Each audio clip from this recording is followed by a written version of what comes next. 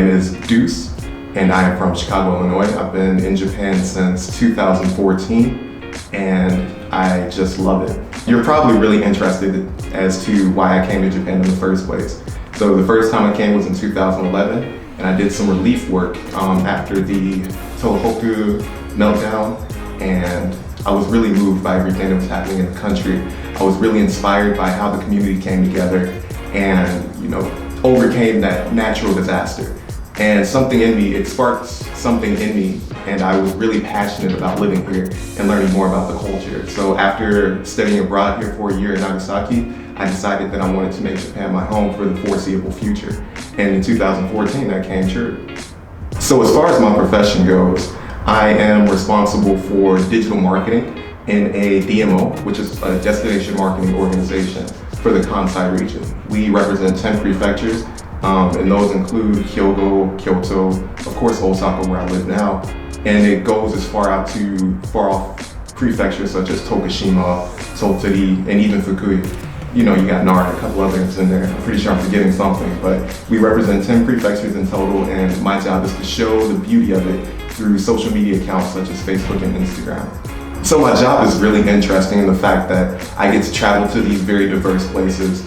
And if you're, somewhat well-versed in Japanese history and Japanese culture, more than half of the history that, makes up the history of Japan comes from the Kansai region. You have Asuka in Nara, which is the first capital. And then you have Nara, and then of course everyone knows Kyoto. So with all of these, intangible cultural assets, there's a very rich and deep history to the Kansai region. And I'm fortunate enough to be able to travel through it and share my experience through my quote-unquote, foreign eyes. So I really like that part about my job. So overall, I love the Kansai region. I've been fortunate enough to travel everywhere in Japan from Hokkaido all the way down to Okinawa. And I decided to make Kansai my home because, the culture and the people, they're just so open and very friendly. And it's something that really resonates towards me. If there was one place I had to choose as my favorite place in Kansai, I'm gonna say my house. Unfortunately, I've been spending way too much time there given the current situation going on now. But I love my house. I just love being in my neighborhood and interacting with the different people in my neighborhood because they treat me pretty much like they treat everybody else. So given the nature of my job, my day-to-day doesn't really have a day-to-day per se. What I end up doing most of the time is about 40% of my job is office-based. So this means I go into the office every morning, and I sit down at my desk, read emails, have meetings, and plan trips, or reach out to different media figures such as like National Geographic or this Italian TV show. No reason why, but that's one of the things I do. Another 40% is me actually going out to the field, doing translation work for individuals coming over, like different dignitaries, different media outlets, and different journalists. And going on trips with them as well. So sometimes I'll have business trips up to 9 days long where I'm just traveling around to different locations to, assist this journalist. And then about the other 20%, I do something like make YouTube videos or make posts and just overall general content creation for me to post up via our Instagram or our Facebook, and even sometimes our YouTube. So the nature of my company is that it's a DMO, a destination marketing organization, and it's a hybrid between public entities as well as private entities.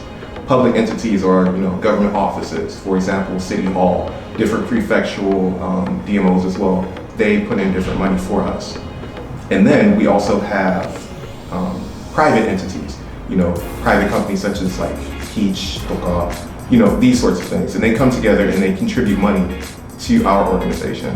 So we either reach out to these organizations or they reach out to us, and then we come up with a different contract on how to make payments towards us, and we use that money in order to promote their business. So in my company, I am actually the only foreigner in the entire office of 26 employees.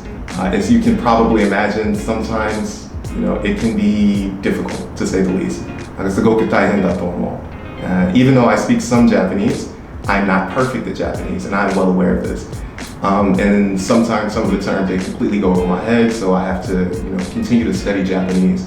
But primarily, there's always some sort of something that we have to overcome together, and that's probably the most difficult but most rewarding part of my job. So you're probably really curious about how to kickstart your way in coming to Japan. What I recommend is go to school, get at least a bachelor's degree, because it'll make your life a lot easier as far as finding work. On top of that, if you're willing or you have some sort of family obligations, you're free to move out here as well. But there are lots of different stipulations that you have to go through for that. So the biggest piece of advice that I can say to you today is to make sure that you fully invest into yourself, fully invest into your skills, and then use those skills to move on to the next step, whether that's if you want a working relationship with Japan or if you want to even live in Japan.